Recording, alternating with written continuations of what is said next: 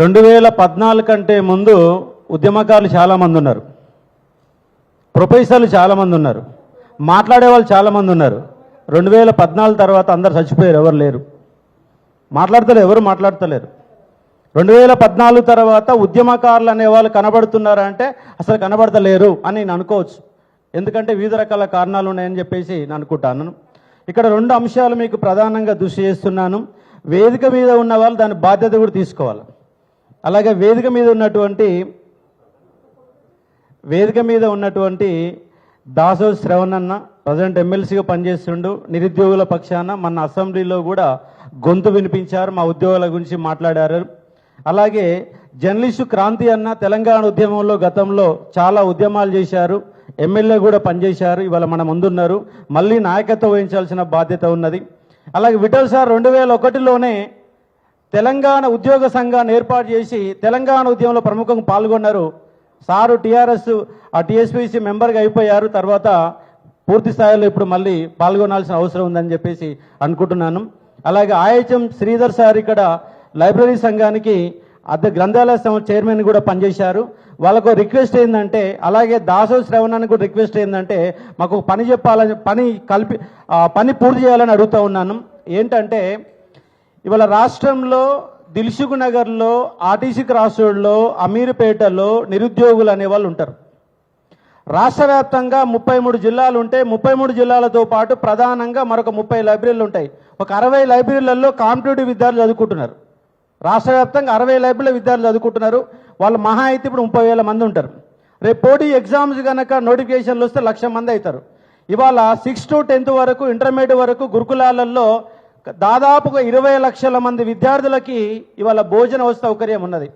పోటీ పరీక్షల ప్రిపేర్ అయ్యే విద్యార్థులకు కూడా మధ్యాహ్న భోజనం ఖచ్చితంగా పెట్టాల్సిన అవసరం ఉన్నది. సాయంత్రం పూట కూడా భోజనం పెట్టండి. ఎందుకంటే ఒక విద్యార్థి నెలకు 8,000 రూపాయలు ఖర్చు పెట్టుకుంటున్నాడు హైదరాబాద్లో. ఎందుకంటే హాస్టల్కి 6,000 రూపాయలు కడతా ఉన్నాడు, మిగతా 2,000 రూపాయల ఖర్చు వస్తుంది, 8,000 వస్తుంది. మీరు గనక 2 పూటల భోజనం, ఎందుకంటే 20 లక్షల మంది విద్యార్థులు పెడుతున్నప్పుడు రాష్ట్ర వ్యాప్తంగా 1,00,000 మంది పెట్టలేరా? గవర్నమెంట్ భోజనం పెట్టొస్తాయి కదా. మీరేమన్నారు, రాష్ట్ర వ్యాప్తంగా ఉన్నటువంటి విద్యార్థులకి నెలకు 4,000 రూపాయల నిరుద్యోగ వృత్తి ఇస్తున్నారు. ఎట్లా మీరు ఇయ్యరు, అది కాని పని, ఇచ్చే సాధ్యం కూడా కాదు. కానీ 4,000 రూపాయలు మీరు ఇవ్వకండి, మాకు 2 పూటల భోజనం పెట్టండి, ఉచితంగా భోజనం పెట్టండి. ఉదయం సాయంత్రం పెడితే కనీసం హాస్టల్లో ఉండకుండా రూమ్ తీసుకుంటే ఒక రూమ్లో 3 ఉంటే మనిషికి 1,500 రూపాయల కంటే ఎక్కువ కాదు, 2,000 రూపాయలు హైదరాబాద్లో బతకొచ్చు, 8,000 రూపాయలు అవుతుంది. మీరు కనుక 2 పూటల భోజనం పెడితే 4,000 రూపాయలు ఖచ్చితంగా మిగలడానికి అవకాశం ఉంది. కాబట్టి దానికి దాసో శ్రవణ్ అన్న బాధ్యత తీసుకొని మీ ఒక 4 విద్యార్థులం వస్తాము, మీతో పాటు వస్తాం. మీరు ఆర్థిక శాఖ మంత్రిని కల్పిస్తారా లేదా ముఖ్యమంత్రిని కల్పిస్తారా? కల్పించండి. దీనికోసం మీరు బాధ్యత తీసుకొని ఒక 2 రోజులు కనుక గట్టి ప్రయత్నం చేస్తే దాని సమస్య పరిష్కారం దొరకడానికి అవకాశం ఉంది. ఇంకో 2వ అంశం ఏంటంటే 2014లో సిలబస్ కమిటీ ఏర్పాటు చేశారు. 25 మంది ప్రొఫెసర్లు, రాష్ట్రంలో ఎంతమంది మేధావులు అందరు కలిసి సిలబస్ కమిటీ ఏర్పాటు చేశారు. సిలబస్ పెట్టిరు, ఎగ్జామ్ పెట్టిరు, అయిపోయింది. మరి 10 ఏళ్ల కాలంలో ఏ మార్పులు వచ్చినాయి? రాష్ట్రంలో ఏమైనా మార్పులు వచ్చినాయా? ఏ మార్పులు రాలే. మార్పులు రాకుండా సిలబస్ కమిటీని మళ్ళీ ఏర్పాటు చేశారు. ఏం ఉద్ధరించారని 10 ఏళ్ల కాలంలో? ఏ మార్పు ఏం రాలే. కాంగ్రెస్ ఇంకా ఏం ఉద్ధరించలేదు. ఉద్ధరించకుండా సిలబస్ కమిటీ మళ్ళీ కొత్త ఎందుకు వేసారు అర్థం కాలే. ఆ సిలబస్ కమిటీ ఆడుందో కూడా ఎవరికి అర్థం కాదు. అక్కడ సిలబస్ కమిటీ సిలబస్ మార్చకపోతే ఏముంటుందో అని చెప్పి క్లారిటీ చెప్తే చదువుకున్నాడు చదువుకుంటూ, వద్దున్నాడు ఊకుంటాడు. ఈ 2 అంశాలు. ఇంకో అంశం ఏంటంటే రాష్ట్రంలో నీళ్లు, నిధులు, నియామకాల మీద పంచాయతీ జరిగింది. నీళ్ళు ఎట్లాగా మన నీళ్లు మనకు వస్తున్నాయి. 1,266 టీఎంసీలు, గోదావరిలో 967, అలాగే కృష్ణాలో 299 టీఎంసీలు, మొత్తంగా 1,260 టీఎంసీలు మన లెక్క మనకున్నది నడుస్తుంది. నిధులకు సంబంధించి మన బడ్జెట్ మనకుంది, 2.5 లక్షల బడ్జెట్ మన అసెంబ్లీలో పెట్టుకున్నాం. ఏపీ వాళ్ళ అసెంబ్లీలో వాళ్ళ బడ్జెట్ పెట్టుకున్నారు. నిధులు అయిపోయినాయి, నీళ్ళు అయిపోయినాయి. మరి నియామకాలకు సంబంధించి ఏమన్నా జరిగిందా రాష్ట్రంలో అంటే ఈ 12 ఏళ్ల కాలంలో ప్రభుత్వ ఉద్యోగాలు మీరు కల్పించింది 1,30,000 ఉద్యోగాలు మాత్రమే గవర్నమెంట్ ఉద్యోగాలు వచ్చినాయి. అది కూడా టీఆర్ఎస్ గవర్నమెంట్లో వచ్చినాయి. ఇక కాంగ్రెస్ వచ్చినాక ఒక్క ఉద్యోగం ఇవ్వలేదండి. చాలా మంది ఏమనుకుంటారు అంటే 17,000 ఉద్యోగాలు మేము ఇచ్చినాం అంటున్నారు. కానీ 17,000 ఉద్యోగాలు అంతా కూడా అది ఒకటి అబద్ధం. ఎందుకంటే ఇవాళ ఫార్మా రంగానికి సంబంధించి, హెల్త్ డిపార్ట్మెంట్ సంబంధించి 6,200 ఉద్యోగాల నోటిఫికేషన్ ఇచ్చిరు, ఎగ్జామ్ పెట్టిరు, పత్రాలు ఇచ్చిరా? మరి ఇవ్వలే. సంవత్సరం అయింది ఎగ్జామ్ పెట్టి ఇంతవరకు నియామక పత్రాలు ఇవ్వలే.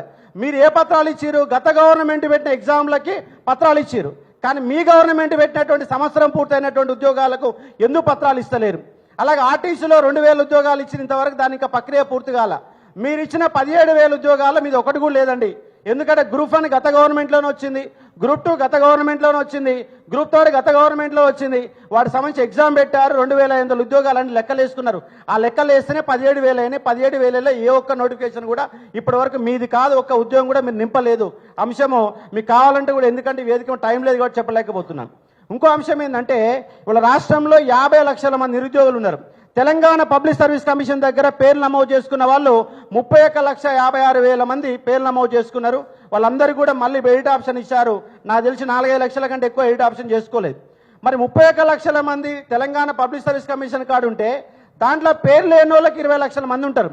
తెలంగాణలో 50 లక్షల మంది నిరుద్యోగులు ఉంటే గవర్నమెంట్ ఉద్యోగాలు ఇచ్చి 1,30,000 ఉద్యోగాలు ఇచ్చారు.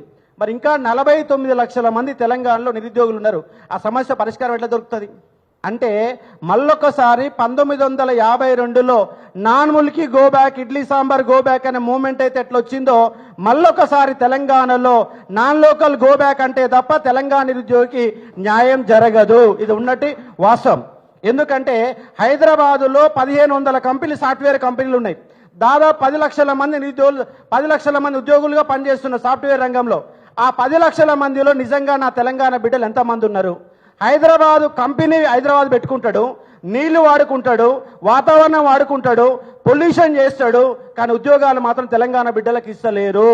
మార్కెట్ను వాడుకుంటున్నారు, మార్కెట్ చేసుకుంటున్నారు, కానీ తెలంగాణలో 10% మంది కూడా సాఫ్ట్వేర్ లేరు. హైదరాబాదులో ఉన్న కంపెనీలు మొత్తము దాదాపు 70 నుంచి 80% ఆంధ్ర కంపెనీల్లో ఉన్నాయి. ఆంధ్ర కంపెనీలో పనిచేసేటువంటి ఇక్కడ గవర్నమెంట్ ఒక హాస్పిటల్ పోయి కనుక చూస్తే దాంట్లో స్వీపర్ కూడా ఎవరు ఉంటారు సార్ అంటే ఆంధ్ర వాళ్ళే ఉంటారు. కాబట్టి హైదరాబాదులో లక్షల ఉద్యోగాలు ఉన్నాయి, కానీ ఆ లక్షల ఉద్యోగాలలో తెలంగాణ బిడ్డలు లేరు. తెలంగాణ బిడ్డలకు ఎందుకు ఉద్యోగాలు ఇస్తలేరంటే తెలంగాణ దగ్గర స్కిల్ డెవలప్మెంట్ లేదు అంటున్నారు. మరి స్కిల్ డెవలప్మెంట్ ఎవరు చేయాలి? మరి తెలంగాణ గవర్నమెంటే చేయాలి కదా. అందుకే 33 జిల్లాలలో తక్షణమే స్కిల్ డెవలప్మెంట్ ప్రోగ్రాంలు ఏర్పాటు చేసి మొట్టమొదటిసారి ప్రయోగం చేయండి. ఒక 500 మంది తీసుకోండి, 500 మందికి మనిషికి 5,000 రూపాయల స్కాలర్షిప్ ఇవ్వండి. మార్నింగ్ 8 గంటల నుంచి నైట్ 8 గంటల వరకు వాళ్ళు బలవంతంగా కూర్చోబెట్టండి. వాళ్ళకు రోజు 4 గంటలు ఇంగ్లీష్ నేర్పించండి. మళ్ళీ ఒక 8 గంటలు హైదరాబాద్లో ఏ కంపెనీలు ఉందో ఆ కంపెనీలో ఉన్నటువంటి సాఫ్ట్వేర్ మాత్రమే నేర్పించాలా. హైదరాబాద్లో ఏ కంపెనీ ఉందో, ఏ ఉద్యోగం చేస్తారో ఆ ఉద్యోగానికి అవసరమైనటువంటి స్కిల్స్ మాత్రం నేర్పియాలి. అప్పుడు హైదరాబాద్లో ఉన్నటువంటి ఉద్యోగాలు మనకు రావడానికి అవకాశం ఉంది. లేదంటే మనము, ఎందుకంటే వాళ్ళ రైతులకు 2 లక్షల రుణమాఫీ చేసిరు, ఎకరానికి 6,000 రూపాయలు ఇస్తున్నారు, ఇవ్వడం మంచిదే. మరి వాళ్ళ నిరుద్యోగ ప్రణాళిక ఉందా? రాష్ట్రంలో 1 కోటి కుటుంబాలు ఉన్నాయి. 1 కోటి కుటుంబాలు ఉంటే దాంట్లో 50 లక్షల మంది నిరుద్యోగులే ఉన్నారు. ఇంటికి ఒక నిరుద్యోగి ఉన్నాడు, కానీ వాళ్ళ గురించి పట్టించుకోవడం లేదు. ఇవాళ 30 ఏళ్ళు వచ్చినా 35 ఏళ్ళు వచ్చినా పెళ్లిళ్ళు కాక నానా హింసపడుతున్న నిరుద్యోగులు. చదవాలో వద్దో తెలియదు, నోటిఫికేషన్ వస్తాయో రావో తెలియదు, పెళ్లి చేసుకోవాలో రాదో తెలియదు. ఏమి చేయకుండా రాత్రిపూట కూర్చొని ఒంటరిగా ఏడవాల్సిన పరిస్థితి వాళ్ళ రాష్ట్రంలోని నిరుద్యోగులకు భౌతవ్యం కొనసాగుతుంది. కాబట్టి దానిపైన పెద్ద ఎత్తున చర్చ జరగాల. రేపు రాబోయే 2029 వరకు మనల్ని ఎవ్వడు పట్టించుకోడండి. 2026లో ఈ గవర్నమెంట్ ఒక్క నోటిఫికేషన్ ఇస్తుందా అంటే ఒక్కటి కూడా ఇవ్వదు, ఇవ్వడానికి సిద్ధం లేదు. ఎందుకంటే వాళ్ళు మన ఎట్లా మోసం చేశారు సార్ అంటే ఈ యొక్క మేనిఫెస్టోతో మోసం చేశారు. 420 హామీలు ఇచ్చారు. ఈ హామీలతోటి రేవంత్ రెడ్డి మాటకారనే దొంగ ముఖ్యమంత్రి వల్ల, దగులుబాజీ ముఖ్యమంత్రి వల్ల ఇవాళ రాష్ట్రం సర్వనాశనం అవుతుంది. ఇవాళ తెలంగాణ రాష్ట్రం వచ్చినాక ఎవడు బాగుపడ్డాడు సార్ అంటే పొలిటీషియన్స్ బాగుపడ్డారు. పొలిటీషియన్స్ 100 కోట్ల రూపాయలు సంపాదించుకున్నారు, 1000 ఎకరాలు సంపాదించుకున్నారు తప్ప సామాన్యుడికి ఏమైనా జరిగిందా అంటే పెద్దగా ఏం జరగలే. కాకపోతే 24 గంటల కరెంటు రావచ్చు, వ్యవసాయ రంగం అభివృద్ధి చెందవచ్చు, దాంతోపాటు రాష్ట్రంలో దేశంలోనే వాళ్ళ వరి ఉత్పత్తిలో తెలంగాణ నెంబర్ 1 ఉండొచ్చు. కానీ వాళ్ళ తెలంగాణ ఏ లక్ష్యాల కోసం, నియామకాల కోసం, నీళ్లు నిధులు నియామకాలంటే ఆ నియామకాల ప్రక్రియలో కనీసం 10% అని అభివృద్ధి కనిపించిందంటే ఎక్కడ కూడా అభివృద్ధి కనిపించలేదు. 50 లక్షల మంది నిరుద్యోగులు ఉన్నారు. నిరుద్యోగులు ఐక్యంగా మారారు. ఎందుకు మారారంటే పోలీసులు అనే వాళ్ళు కేసులు పెడతాను భయపెట్టిస్తారు. నాకు 3.5 సంవత్సరాల కాలంలో ఈ గవర్నమెంట్లు, టీఆర్ఎస్ గవర్నమెంట్ కావచ్చు, కాంగ్రెస్ గవర్నమెంట్ కావచ్చు, నా మీద పెట్టిన కేసులు 18 కేసులు పెట్టారు. నిరుద్యోగుల సంబంధించి చిన్న మీటింగ్ ఉన్నా, చిన్న ధర్నా ఉన్నా పొద్దుగాల నా ఇంటికాడ రోజు 4 కానిస్టేబుల్ కావలా పెడతారు. నేను తప్పించుకోవాలంటే నైట్ 2ంటికి లేచి వాళ్ళకి తెలియకుండా గోడ దునికి పారిపోతే తప్ప నేను నిరుద్యోగ మీటింగ్లలో పాల్గొనే పరిస్థితి నాకు ఇవాళ లేదు. వాళ్ళు తెలంగాణ రాష్ట్రం వచ్చినాక ఏం సాధించామంటే ఏమీ సాధించలే నిరుద్యోగులు అనేవాళ్ళు. నిరుద్యోగులు ఐక్యంగా మారతారంటే మారరు. ఎందుకంటే మనం ఇవాళ ఈ ఫోన్లో మునిగిపోతున్నాం, ఈ ఫోన్లలో స్టేటస్లు పెట్టుకుంటున్నాం, ఈ ఫోన్లలో రీల్స్ చూస్తున్నాం, ఈ ఫోన్లలో యూట్యూబ్ వీడియోలు చూస్తున్నాం తప్ప నిజంగా మన సమస్య ఏంది మనం కొట్లాడుతున్నామంటే కొట్లాడడం లేదు. నిజంగా నిరుద్యోగులు అనే వాళ్ళు ఒక్క 20,000 మంది రోడ్డు ఎక్కితే గవర్నమెంట్ పాస్ పోయించవచ్చు. ఒక 3,000 మంది తెలంగాణ పబ్లిక్ సర్వీస్ కమిషన్ ముట్టడి చేస్తే టీఆర్ఎస్ గవర్నమెంటే మారింది. కానీ నిరుద్యోగుల ఐక్యత వస్తుందంటే ఐక్యత రావడం లేదు. కాబట్టి నిరుద్యోగులు ఐక్యంగా మారాలి. కాబట్టి వేదిక మీద ఉన్నటువంటి పెద్దలందరికీ రిక్వెస్ట్ చేసి ఏమిటంటే, మీరు తెలంగాణలో ఎంత ఉద్యమం చేశారో నేను కల్లారా చూసిన వాడిని, కల్లారా రాసిన వాడిని, మీ స్పీచ్లన్నీ కూడా వార్తల రూపంలో పెట్టిన వాడిని, మీ గొంతులు మొత్తం మూగపోయినవి అలా. కాబట్టి మీరొక్కసారి మీ మేధావులు అనే వాళ్ళు ఒక్కసారి మేలుకొనండి. రాష్ట్రంలో ఒక 30 మంది బయలుదేరుతారు. ఆ 30 మంది కనుక కమిటీగా ఏర్పాటు చేసి మరొకసారి తెలంగాణ పునర్నిర్మాణం కోసం మీరు గనక ఉద్యమాలు చేయకపోతే తెలంగాణలో దోసుకునేవాడిదే రాజ్యంగా మారింది. ఎమ్మెల్యే ఎవరైతున్నారో, ఎంపీలు ఎవరవుతున్నారో 1,000 కోట్ల రూపాయల కాంట్రాక్టులు, 100 కోట్ల రూపాయలు సంపాదించుకుంటూ ముందుకు పోతున్నారు. రాష్ట్రం ఏమో వెనకడుగు వేస్తుంది, నాయకుల కోట్ల రూపాయలకేమో వాళ్ళని పైకి పోతున్నారు. రాష్ట్రం ఏమో కనీసం జీతాలు ఇవ్వలేని పరిస్థితుల్లోకి రాష్ట్రం పోతుంది. ఏ ఒక్క నాయకుడిని కదిలించినా 100 కోట్ల రూపాయలు ఉంటున్నాయి. అంటే రాష్ట్రం ఎటువైపు అడుగులు వేస్తుందంటే క్వశ్చన్ చేసేవాడు కనబడతలేడు. కాబట్టి ప్రశ్నించేవాడు, క్వశ్చన్ చేసేవాడు ఉండాలా. కాబట్టి మీరు మేధావులు ఇవాళ మంచి ప్రోగ్రాం చేసినందుకు మీకు ప్రత్యేకమైనటువంటి ధన్యవాదాలు చెప్తున్నాను. వేదిక మీద ఉన్న వాళ్ళు కూడా ముందుకు రావాలని కోరుతా ఉన్నాను.